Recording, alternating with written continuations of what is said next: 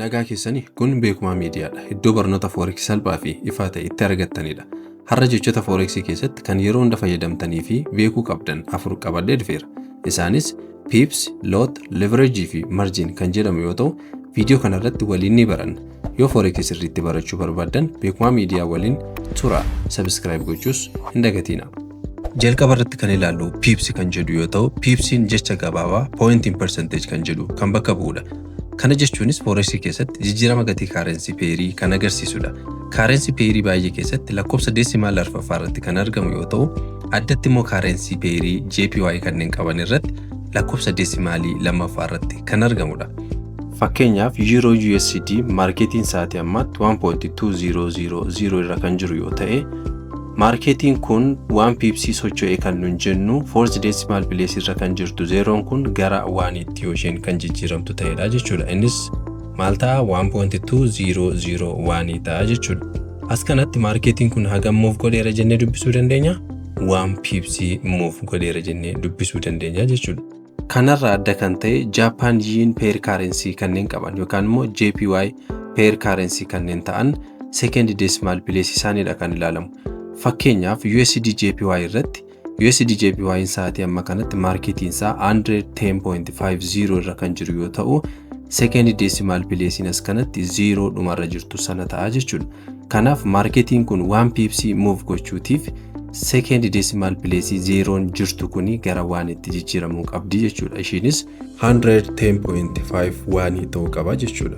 Kanaaf as kanatti marketiin kun 1 pips move godheera jechuu dandeenya jechuudha. Okay, as kanatti haala salphaan akka inni isiniif galuuf fakkeenya sadeeffaa fudhadhee isin agarsiisu yaala. Euro USD marketiin sa'aatii ammaatti 1.2000 irra jira yoo ta'e, sekendii muraasa booda immoo gara 1.2005 tti move yoo godhe, fourth decimal place 0 ture gara 5 tti jijjiirameera jechuudha.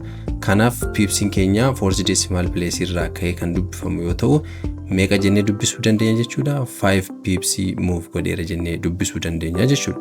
Akkasuma immoo USD JPY irratti marketiin 110.50 irra kan jiru yoo ta'e, sekendii muraasa booda immoo 110.70 tti move yoo godhe, pips meeqa move godheera jechuudha? Pips 20 move godheera jennee dubbisuu dandeenya jechuudha. Salphaadhumatti pipsiin kun kan inni argamuu danda'u yookiin immoo marketiin tokko hagam move godhe jennee kan nuun argachuu ittiin dandeenyu bakka pricing jalqaba ture irraa bakka pricing amma jiru walirraa hir'isuutiin argachuu dandeenya jechuudha. Fakkeenyaaf Euro USD armaan olitti fudhanne irratti Euro USD 1.2000 irraa gara 1.2005 tti move godhe kun bakka jalqaba inni ture irraati bakka amma inni jiru irraa walirraa hir'isuutiin 0.0005 dha kan nuun argannu jechuudha. Kun immoo 5 pips move godheera jennee dubbisuu kan nu dandeessudha jechuudha. Walumaa galatti market movementii pipsiidhaan safaruun kan nu fayyadu waan baay'eedhaaf yoo ta'u, inni jalqabaa garuu tireedii banuun keenyaan dura kasaaraa yookiin immoo bu'aa keenya kan ittiin shallaguuf nu gargaaru keessaa isa tokkodha.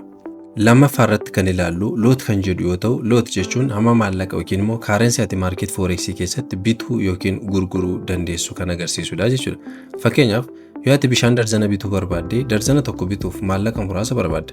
Darzana lama bituuf garuu maallaqa dabalataa si barbaachisa. Hamma darzanni dabalaa deemu maallaqni yookiin gatiin isaas dabalaa deema jechuudha. Kanaaf as kanatti bakka darzana bishaanii lot kan jedhu fayyadamuu dandeenya. Innis akkuma lot saayiziin keenya dabalaa deemu, gatii tireedii yookiin tireed vaaliyoon keenya dabalaa kan deemu yoo ta'u, akkasuma carraan bu'aa yookiin piroofitii argachuu yookaan immoo kasaaraa yookaan loosii keessa seenuu keenyas ni dabalaa jechuudha.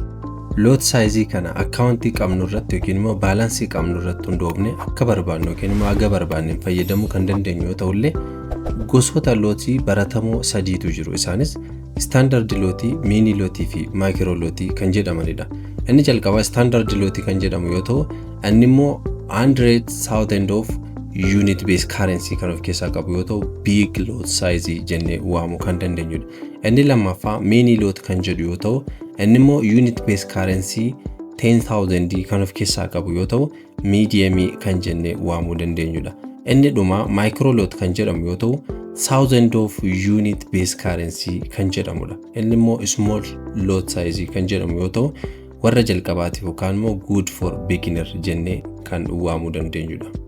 Kana jechuun immoo haala salphaadhaan akka isiniif galuuf mee gara fakkeenyaatti jijjiirree haa ilaallu. Jalqaba irratti standard lootii fayyadamuudhaan euro USD yoo bittee innis immoo waan lot sizeedhaan euro USD yoo bittee maallaqa yookiin immoo base currency 100 to'attee jirta yookiin control gootee jirta jechuudha.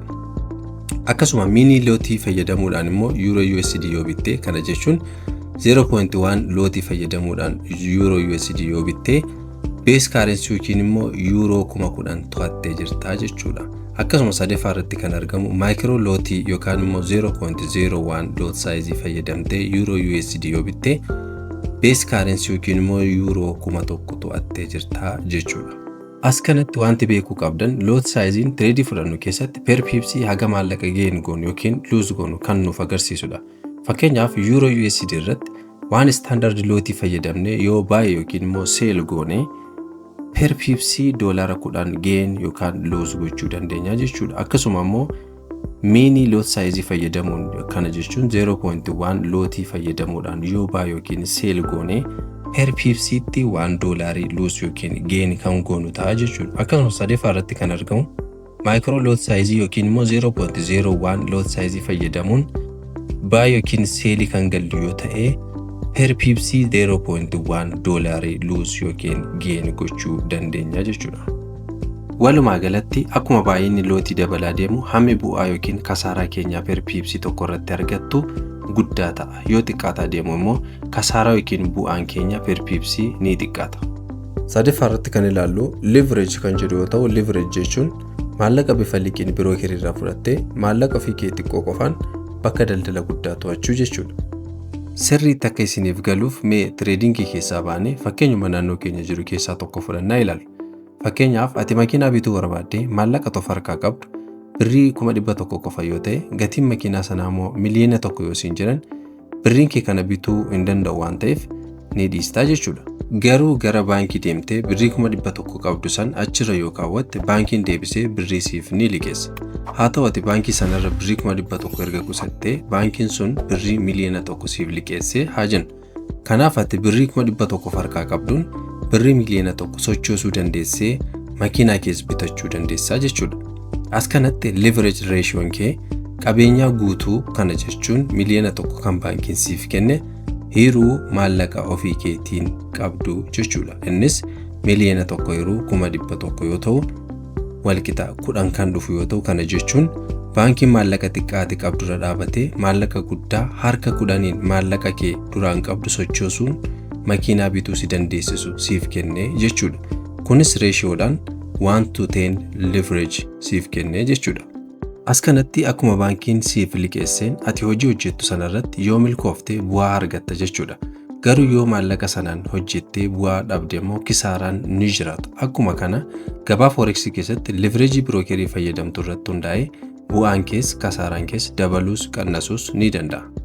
Walumaa galatti leveragein bifa liqiin brokeriin trade power siif kennu ta'ee bifa ratioodhaan kan ibsamuu danda'udha. Fakkeenyaaf 1:10, 1:50 yookaan immoo 1:100 jennee ibsuu kan danda'amudha.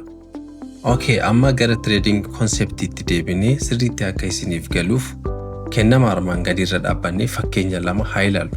Kennamni keenya capital yookiin maallaqni qabnu $10,000 ta'e, leveragein keenya immoo 1:100 ta'e, humni daldalaa yookiin position sizein keenya asumarraa calculate gochuu kan dandeenyu 10,000 baay'isuu 100 yoo ta'u innis immoo walqixa miliyoona 1 ta'a jechuudha.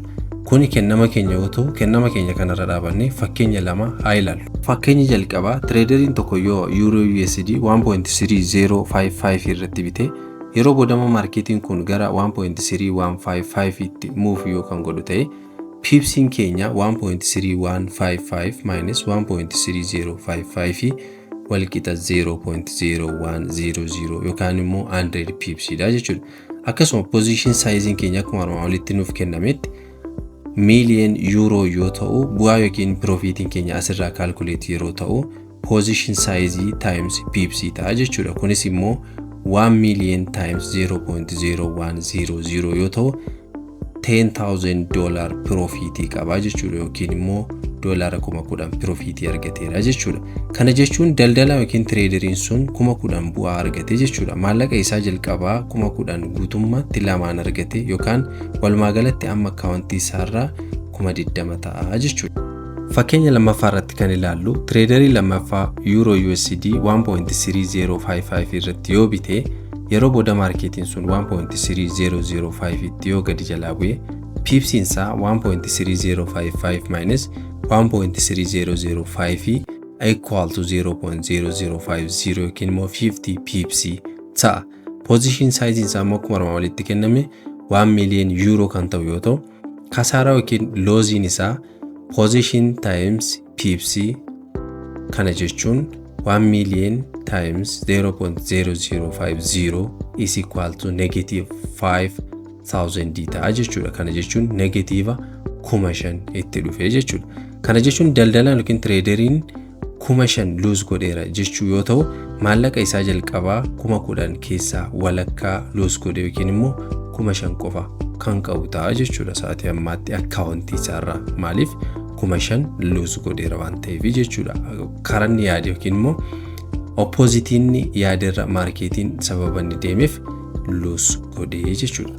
Walumaa galatti leverage guddaan bu'aa yookiin profitii guddaa akkuma fidu kasaaraa yookiin immoo loosii guddaas fiduu ni danda'a. Kanaaf akkaawuntii baalaansii qaban irratti hundaa'uun leverage sirreessuun murteessaadha.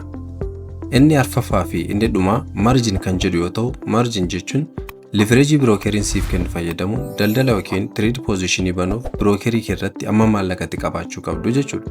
Kana jechuun garuu kaffaltii brookeriif kaffaalamu otoo hin taane baalaansii makeenya brookerii irra jiru ta'ee trade positionii nuti bannee jirru akka nuuf turu kan eegu jechuudha. Innis immoo calculate ta'uu danda'a yookaan calculationii mataa isaa qaba. Innis margin is equal to lot size over leverage jennee calculate kan godhudha.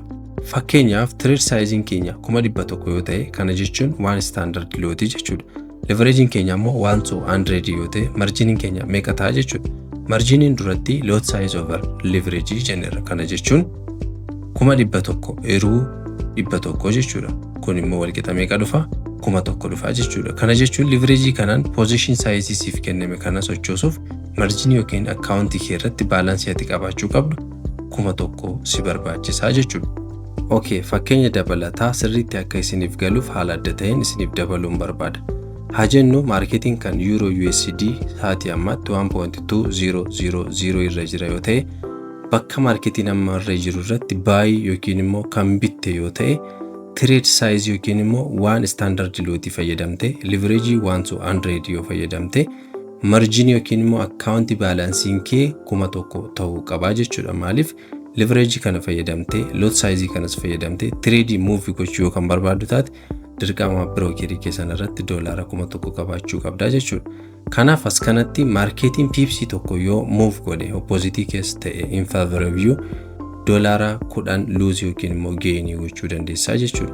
Kanaaf maarkeetiin bakka amma jiru kana jechuun 1.2000 irraa 20 pipsii ol deebi'ee yookiin immoo in favor of yookiin immoo karatti galteerra yoo si move godhe profitiin kee 20 times 10 is equal to 200 ta'a jechuudha. Yoommoo against you 20 pipsii gadi si jalaa bu'ee bakka amma jiru kanarraa 20 times 10 200 negative keessa si gashaa jechuudha. Kana jechuun marginii xiqqaa qofaan trade positionii guddaa to'achuu kan si dandeessisu yoo ta'u profitii guddaa argachuu ni dandeessa. Akkasumas immoo loosii guddaaf si saaxiluu danda'a. Forex trading keessatti kanaan booda waa'ee pipsii, lootii, leverage fi marginiin haaraa isinitti ta'a jedhee yaadu. Barnoota keenya irraa kan jaallattan yoo ta'e laayikii, komentii fi subscribe gochuu hin dagatinaa. Haga barnoota keenyatti aanutti nagaatti.